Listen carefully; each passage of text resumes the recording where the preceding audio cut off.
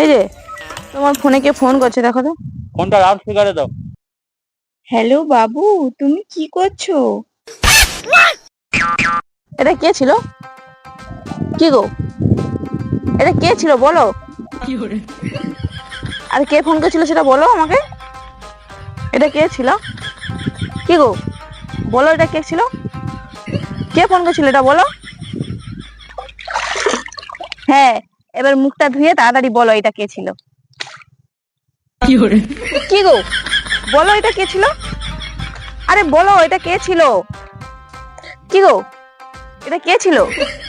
আরে অন্তত কাজে যাওয়ার সময় তো বলে যাও এটা কে ছিল। কই গো, এই যে তোমার খাবার আনছি, খাবে এসো।